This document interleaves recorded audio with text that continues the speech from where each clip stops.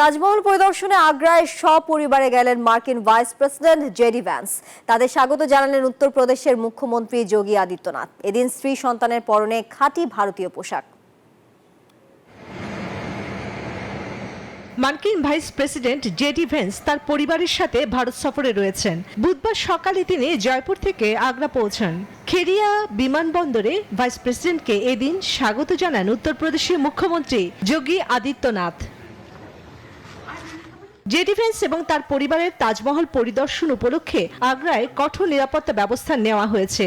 এদিন ভ্যান্সের স্ত্রীর পরনে ছিল ভারতীয় ট্রেডিশনাল পোশাক। তার 3 সন্তান ইউয়ান, বিবেক এবং মীরাবেলকেও এদিন জমকালো ভারতীয় পোশাকে দেখা গিয়েছে। তাজমহল পরিদর্শনের পর জেডি ভ্যান্স আবারও জয়পুরে ফিরে আসবেন।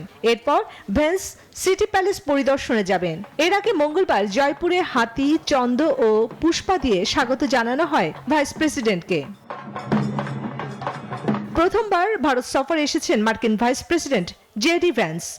সোমবার 21 এপ্রিল নয়াদিল্লিতে অবতরণের পর ভ্যান্স প্রধানমন্ত্রী নরেন্দ্র মোদীর সাথে প্রতিরক্ষা সহযোগিতা, জ্বালানি এবং উন্নত প্রযুক্তি নিয়ে বৈঠক করেন। বৃহস্পতিবার ভোরে যুক্তরাষ্ট্রের উদ্দেশ্যে রওনা হবেন ভ্যান্স। চন্দ্রানী চন্দ্রা, নিউজ 24।